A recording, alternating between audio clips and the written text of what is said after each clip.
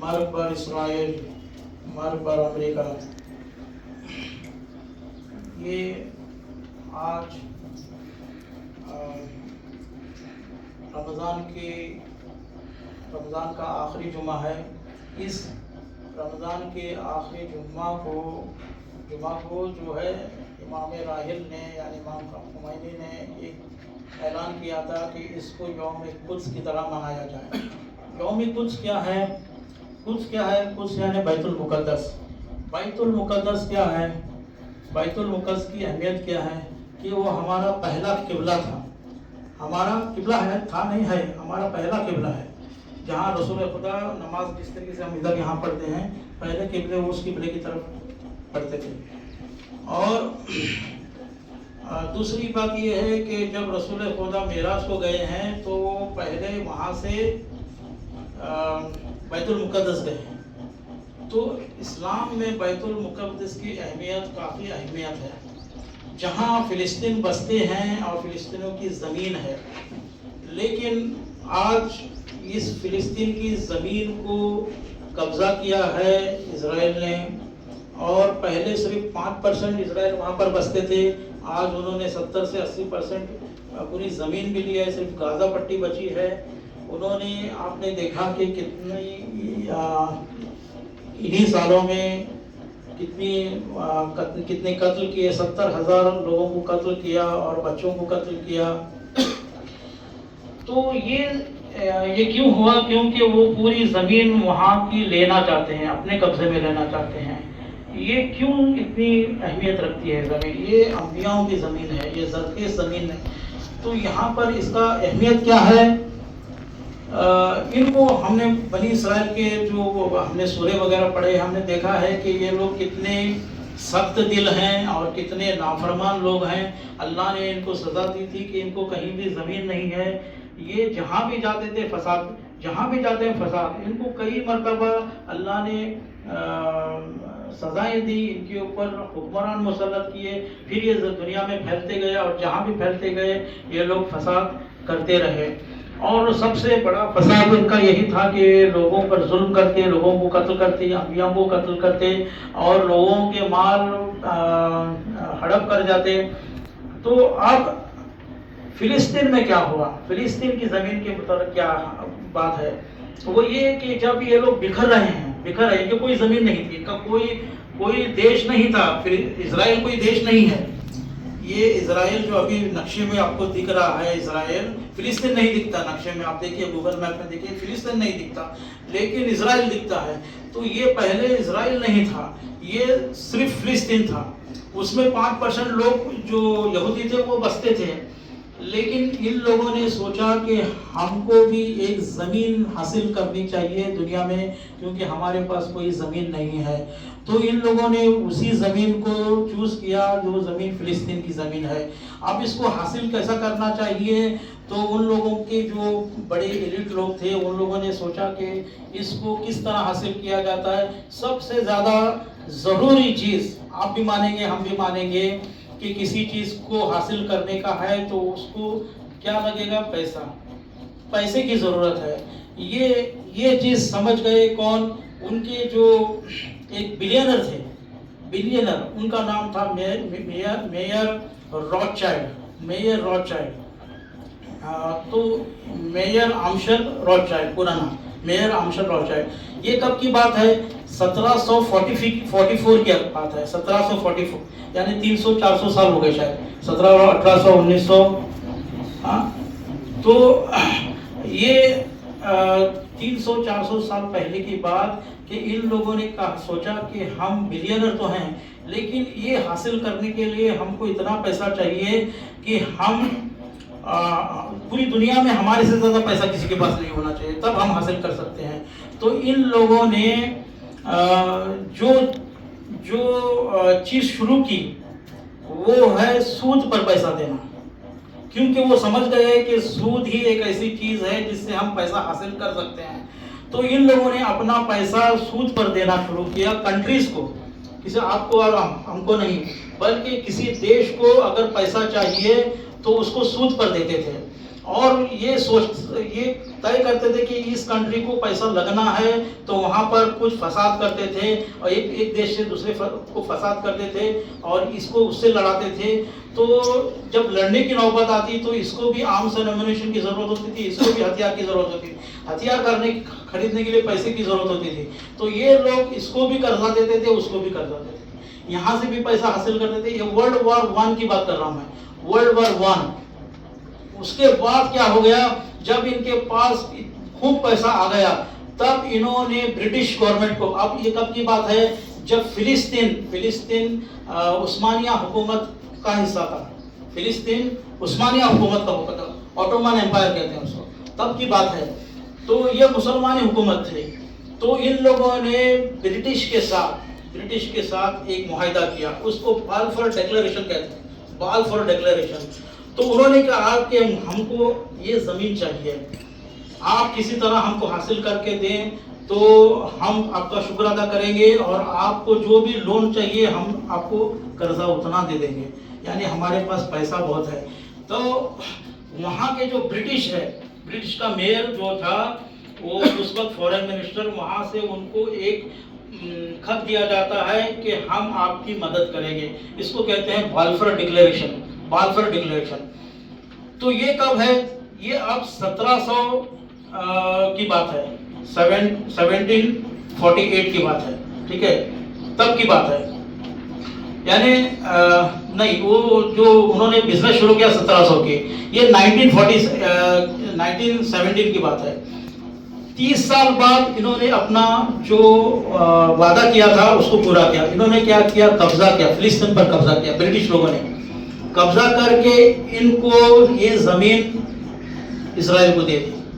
اسرائیل کو دینے کے بعد اسرائیل والوں نے, ان کے پاس پیسہ بہت تھا, اور یہ لوگ اب کیا کیے کہ اپنے اس خطے کو بڑھانے کے لیے بہت زیادہ پیسہ اس میں لگانے لگے. وہاں پر اپنا جو اسرائیل کا جتنا بھی علاقہ تھا اس کو انہوں نے ڈیولپ کیا, اور آگے بڑھانے کے لیے انہوں نے وہاں پر جاسوس معین کیے, ایجنٹس معین کیے, یہ اور کچھ ایسے گروپس معین کیے کہ وہ لوگوں کو ڈرا کر اپنے گھروں سے بھگاتے تھے یا خالی کرنے پر مجبور کرتے تھے, ان پر ظلم کرتے تھے. جب خالی ہوتا تھا تو پھر یہ لوگوں نے ایک قانون بنایا کہ جو بھی گھر خالی ہیں وہ اب ہمارے اسرائیل کے ہیں. اس طریقے سے وہ اپنا قبضہ بڑھاتے گئے, یعنی ظلم کرتے ہوئے اپنا قبضہ بڑھاتے گئے. اور پھر اور جب پیسہ کی ضرورت تھی تو میں نے کہا کہ یہ جو میئر آمشر روتشائلڈ ہے اس کے 4-5 بیٹے, انہوں نے ہر اپنے ایک بیٹے کو ہر ایک کنٹری میں بھیجا کہ بینکنگ سسٹم شروع کرو, آپ بھی وہاں پر جا کر کام کرو, یہی سود کا. تو ایک بچہ اس کا گیا لنڈن, ایک گیا اس کا پیرس, ایک گیا اس کا نیتھن, اور ایک گیا اسی طریقے سے پھیل گئے, پوری دنیا میں پھیل گئے. اور پھر انہوں نے انٹرنیشنل بینکنگ سسٹم بنایا اور ورلڈ بینک بنائی. اور جب بھی جس کنٹری میں بینک شروع کرنی تھی پہلے وہاں پر, جیسے یہاں پر ریزرو بینک آف انڈیا ہے, اس طریقے سے ایک پہلے بڑی بینک ہوتی تھی تو ان کو بلایا جاتا تھا کہ ہمارے یہاں بھی بینکنگ سسٹم شروع کرو. تو یہ اس طریقے سے کیا ہوتا تھا کہ پورا پیسہ ان کے پاس چلا جاتا تھا. اور ان کے پاس آج بھی پیسے کی کیوں کمی نہیں ہے. ایک چھوٹا سا دیش اتنے لوگوں سے کیسے لڑ رہا ہے, کہیں لیبنان سے بھی لڑ رہا ہے, سیریا سے بھی لڑ رہا ہے, اور ایران سے بھی لڑ رہا ہے. کیسے وہ لڑ رہا ہے؟ کیونکہ ان کے پاس اتنا جو بھی پیسہ ہے وہ انہی کے پاس ہے. آج جو بینکنگ سسٹم کہتے ہیں نا انہی کے پاس ہے. کس طرح میں آپ کو بتا دیتا ہوں. یہ لوگ کنٹریز کو لونز دیتے ہیں. کنٹریز کو لونز دینے کا مطلب یہی کہ ابھی یہ بھارت کو بھی دیں گے. بھارت کیا کرے گا, بھارت کا قرضہ کتنا ہے معلوم, ہر ایک کے اوپر ہمارے اوپر کتنا قرضہ ہے. قرضہ لے کے منسٹرز کیا کرتے ہیں, تھوڑا خرچ کرتے ہیں, باقی سب اپنا کھاتے ہیں. اور کہاں رکھتے ہیں, یہ سوئس بینک میں رکھتے ہیں. اب جب سوئس بینک میں رکھنے کے بعد پھر وہ پیسہ انہی کے پاس پہنچ گیا, وہ پھر قرضہ دے سکتے ہیں. اس طریقے سے یہ انہوں نے ایک جال بچھایا سود کا. اسی لیے قرآن کے اندر آیا ہے الذین یاکلون الربا لا یقومون الا کما یقوم الذی یتخبطہ الشیطان من المس. جو لوگ سود کھاتے ہیں وہ قیامت کے دن اس طرح نہیں اٹھیں گے جس طرح شیطان ان کو چھو کر بدحواس بناتا ہے. کیوں؟ کیونکہ قالوا انما البیع مثل الربا, تو وہ کہتے ہیں کہ یہ بھی ایک بزنس ہے. لیکن اللہ کہتا ہے احل اللہ البیع وحرم الربا, ہم نے بزنس کو حلال کیا ہے لیکن سود کو حرام کیا ہے.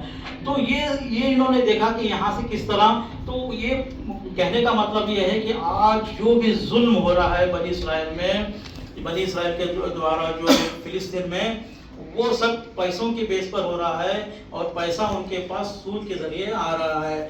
اب میں یہ کہنا چاہتا ہوں، میرے کہنے کا مطلب یہ ہے کہ ہم یہ کہہ رہے ہیں کہ ہم اسرائیل کو ختم کر دیں گے. کس طرح ختم کر دیں گے؟ کبھی ختم نہیں ہو سکتا اسرائیل، کیونکہ ان کے پاس سسٹمز ہیں. تو ہم یہ بھی کہتے ہیں کہ ہم ان کا کوکو کولا نہیں پئیں گے، ہم ان کی پیپسی نہیں پئیں گے، اس سے کچھ نہیں ہوگا. اگر مسلمان چاہتے ہیں کہ اسرائیل کو ختم کرے، ان کو اپنی زندگی سے سود کو ختم کرنا. بینکنگ سسٹم ہے، بینکنگ سسٹم الگ ہے، سودی بینکنگ سسٹم ختم کریں گے تو ہی یہ لوگ کمزور پڑ سکتے ہیں، ورنہ نہیں. آپ دیکھیے جتنے بھی کنٹریز ہیں وہ سب ان کے انڈر میں انفلوئنس میں آ گئے ہیں. یہ اس طریقے سے بڑے بڑے حکمرانوں کو اپنے اندر قبضے میں کرتے ہیں. ٹھیک ہے، یہ لوگ پہلے ان کو قرضہ چاہیے تو قرضہ دیں گے، ان کو عیش و عشرت، اگر ان کے پاس پیسہ بہت ہے تو ان کو عیش و عشرت دیں گے، اس طریقے سے اپنے قبضے میں رکھیں گے. اور اس طرح یہ ان کے بہت بڑا کیا کہتے ہیں اس کو، تھنک ٹینک ہے ان کے پاس. تھنک ٹینک یعنی وہ سوچتے ہیں اور پھر وہ کرتے ہیں. ان کے پاس سوچنے والی ٹیم ہے، سوچ کر وہ آگے بڑھتے ہیں. تو اس طریقے سے چھوٹے سے اسرائیل کو نہ ابھی تک لیبنان والے ختم کر سکے، نہ ایران والے ختم کر سکتے، نہ سیریا والے ختم کر. کیونکہ ان کو ختم کرنے کا صرف عام ایمونیشن نہیں ہے. میں کہتا ہوں کہ آپ کتنے بھی ان کے اوپر راکٹ کریں، وہ اور ان کی فیکٹریاں چلیں گی، اور یہ جو عام ایمونیشن کی فیکٹریاں اور کام کریں گی، وہ اور ہتھیار بیچیں گے. ان کا ختم کرنے کا سب سے اچھا طریقہ ہے کہ آپ سود کو اپنی زندگی سے ختم کرو. اس کے بعد دیکھیے کہ کس طرح ریولیوشن آتا ہے. تو یہاں ہمارے جو بیت المقدس ہے وہ فلسطین میں ہے. آج وہاں پر ظلم ہو رہا ہے. فلسطین میں بیت المقدس میں نماز پڑھنے کی پابندی ہے، ان کو جانے نہیں دیا جا رہا ہے، بچوں کو مارا جا رہا ہے، اور قید کیا جا رہا ہے، لوگوں کو قید کیا، ٹارچر کیا جا رہا ہے. اتنا ظلم ہونے کے باوجود بھی 57 مسلمان کنٹریز کیوں چپ ہیں؟ کیونکہ انہوں نے ان کو جکڑا ہے سسٹمز کے اندر. یہ اسرائیل نے ان کو اپنے سسٹمز کے اندر جکڑا ہے. جب تک یہ اپنے سسٹم سے باہر نہیں آ سکتے، یہ کچھ نہیں کر سکتے. ان کو وہ بلیک میل کرتے ہیں، اسی لیے وہ کچھ نہیں کر سکتے. تو ہم ان کی امید بھی مت لگائیے. لیکن میں یہاں کہنا چاہوں کہ اللہ ہم کو توفیق عطا کرے کہ سمجھیں کہ کیا اصل بات ہے. اگر ہم چاہتے ہیں کہ یہ اسرائیل کو ختم کرے، ان کی مانسکتا کیا ہے کہ اسلام کے اندر جو بھی ہے اس کو اپوزٹ کیا جائے. اسلام اگر اللہ کی عبادت کرتا ہے تو ہم خود کی پوجا کریں گے. اگر اسلام سود کو حلال سمجھتا ہے، حرام سمجھتا ہے، تو ہم اسی کا کاروبار کریں گے. اسلام اگر شراب کو حرام سمجھتا ہے، اسی کا کاروبار کریں گے. اسلام عریانیت کو برا سمجھتا ہے تو ہم عریانیت کو پروموٹ کریں گے. ہم عیاشی کو پروموٹ کریں گے. ہم جو عریانیت یعنی ننگا پن، اس کو پروموٹ کریں گے. جو کیا ہے سوشل میڈیا، کیا ہے سوشل میڈیا میں آپ دیکھیے آج ہمارا جو جوان ہے قرآن کی طرف کتنا ہے، اور یہ جو ریلز کی طرف کتنا ہے. جب بھی اس کو ٹائم ملتا ہے، موبائل لے کے ریلز دیکھتے بیٹھتے ہیں. یہ کیا ہے؟ یہ انہوں نے ایک وار جیت لیا ہے. انہوں نے مسلمانوں کو اپنے دین سے ہٹا دیا ہے. اب وہ آسانی سے ہم پر قبضہ کر سکتے ہیں. جیسے میں نے ایک مرتبہ آپ کو بتایا تھا کہ ایک شخص تھا جو ایک پیڑ توڑنے کے لیے جا رہا تھا، اس لیے کہ وہ اس کی پوجا کر رہے تھے.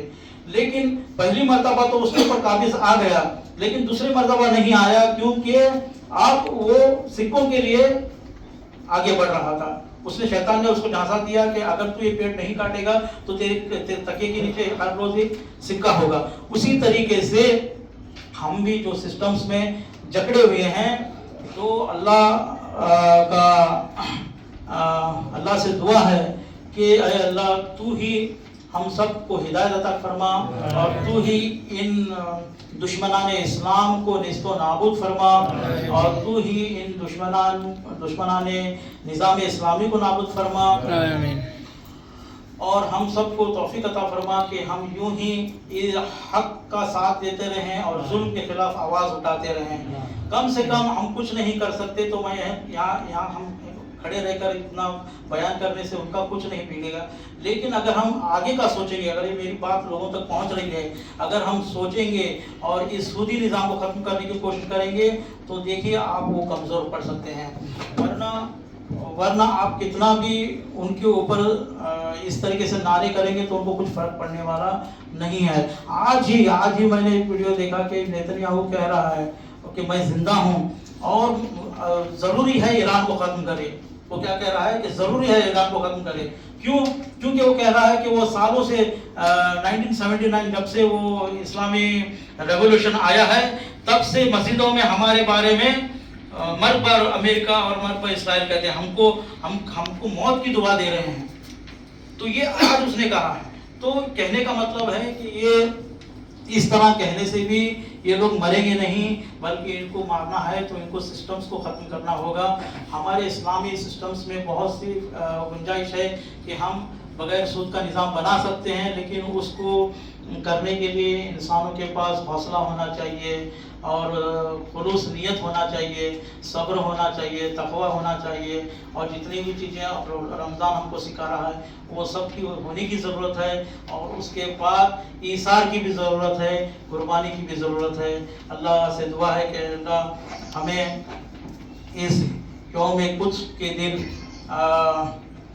ظلم کے خلاف آواز اٹھانے کی توفیق عطا فرما, ظالموں کو نیست و نابود فرما, مظلوموں کی حمایت فرما, شہدائے کرام کی ان کی مدد فرما اور ان کو پیروز فرما, ایران کو کامیابی عطا فرما, نظام اسلامی کو کامیابی عطا فرما, مراجع کرام کی حفاظت فرما, رہبر معظم کی حفاظت فرما, امام زمان کی ظہور میں تاجر فرما, ہمیں ان کی ناصروں میں شمار فرما.